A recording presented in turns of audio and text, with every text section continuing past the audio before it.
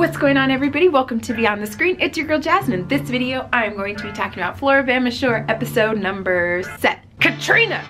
That's the girl's name. Girl's name is Katrina. This whole situation got a lot sillier before it got any better. Cody's blaming Nilsa, Nilsa's blaming Cody, and we know that Cody really is the one that's at fault. But it was crazy watching him lie about it. Like, the fact that he got in the confessional and was still lying, like, to us, the people, the viewers, the one that actually heard the conversation, makes me wonder if he's really that delusional and really believes that he didn't say what he said, or is he just a shady liar?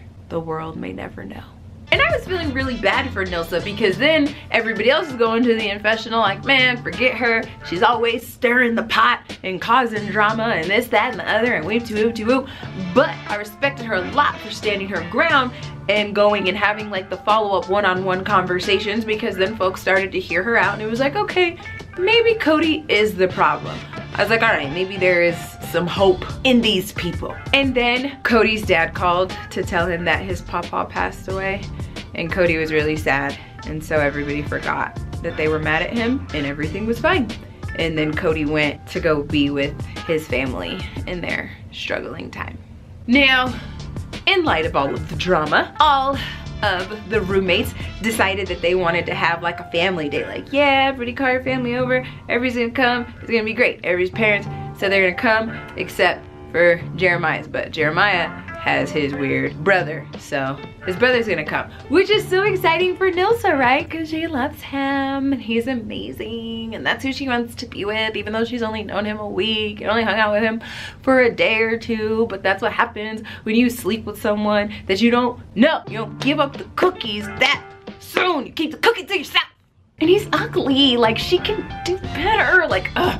It just makes me sad. It makes me sad with Nilsa, because I know that it comes from insecurities based off the douche that she was married to. It's like that that messes with your head, you know? Girls are sensitive. We love super duper hard. So I know that it's coming from a place of insecurity. She needs this, you know, validation from other people, and that's how she feels like she can get it. She's made it really clear that she wants attention from these guys and everything. Like, Nilsa, stop. Don't give it away like that. So, I don't know. I felt like it was doomed from that instance, and as we saw play out in this episode, that's exactly what happened. She's like freaking out about him coming, and he finally shows up, and it's like, oh, hi, let's go outside, let's get in the pool. Oh, we're swimming, and then they start having conversations. Now, I feel like he brought it up.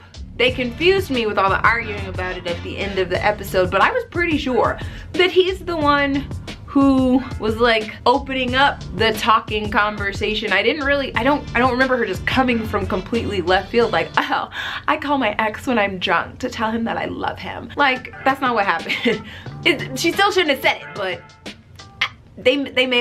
he tried to make her look bad, because they were in the pool, and however it came up that, you know, Nilsa had struggled with her ex, and that she had actually called him a couple of weeks ago, and because she thought that she missed him. Josh took that as to mean she still cares about her ex, so therefore she can't be ready for a serious relationship, so he no longer wants to go on the date that he had asked her on. For those of you that didn't know, he'd asked her on a date, and so they're supposed to be going on a date, and then she said that, and then he was mad. So he tells her, he's like, honestly, I'm not trying to go on this date with you, fam. Like, I'm not feeling it. She's like, what? Why? So he tells her, and she's like, what are you talking about? Like, I met you, I talked to you now, that was before I met you. He was like, yeah, but that was like a week ago. He was like, that's still like a red flag, you know? And I felt like he just wanted some reassurance, and then she got mad and she left. So at first I was a little disappointed. I was like, girl, go defend yourself and be okay. Do it calmly so you don't look, you know, guilty, but get your point across. Tell him how you feel. But then, you know, she came back, she took him outside after he had like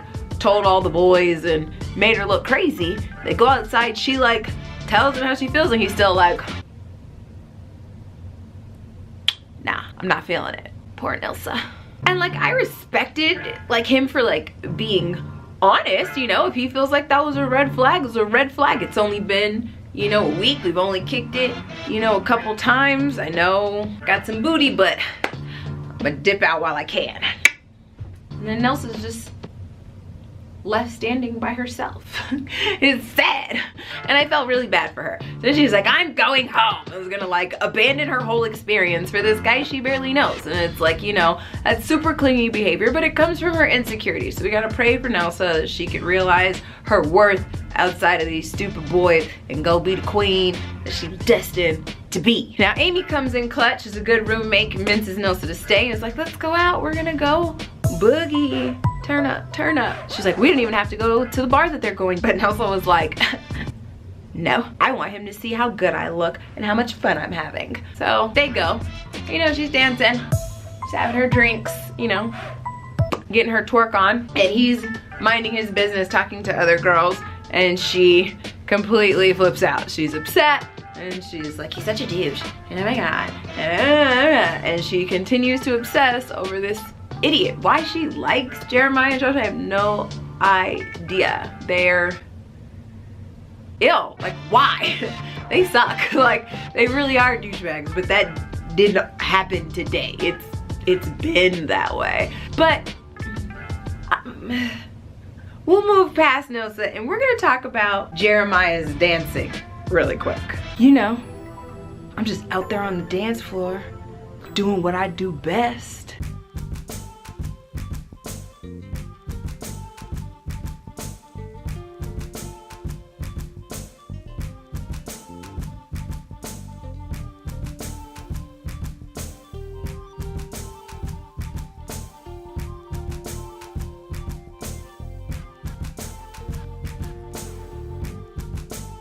Just no, Jeremiah, no. You're gonna hurt yourself. Do we need to call the doctor? What are you doing? What is the fist pump? And like the just, why? I don't know, it was bad, just bad. Now Kirk gets like crazy drunk to the point to where like Kirk is like dancing with a female, and like people are like, you know, they're playing the confessionals of the roommates talking about him, and they're like, oh, Kirk was wilding, like he could barely stand up, and like cut to him like with a girl, and he's just like, are you okay? Like, what are you doing? He really looked like he was about to pass out. So then get home, Amy decides that she's gonna prank call people. She prank calls her ex, Logan, and is ordering pizza. Nelsa goes and gets on the phone and was like, ah, you ain't ish, just like screaming, and they're laughing and having a good time, and that bothers Kirk because these girls came here to get over their exes, and it's just really annoying that they're calling them and this, that, and the third. I get that you're drunk, but that's none of your business. Like, whatever Amy's goals are, whatever like Amy's goals, like if that's not your guys' relationship, which clearly it's not, like just just shh. It's okay to shut up sometimes, you know. And then they come downstairs, he's like, I just wish my roommates were real. Like, what? And so Amy checked him like, I'ma do what I'ma do, and I'm here for me to do what I need to do, you worry about you. And then they're screaming at each other, and then Kirk like jumps up all drunk and angry and like gets in Amy's face, and it goes off. So we're gonna see what happens. Like, she's yelling at him. I think the like getting up to like muscle up and walk across the room into like a female's face is kind of silly. I'm not for females putting their hands on dudes. I feel like you don't just get to punch people and be appalled when they punch you back. Like, keep your hands to yourself and you don't have those problems.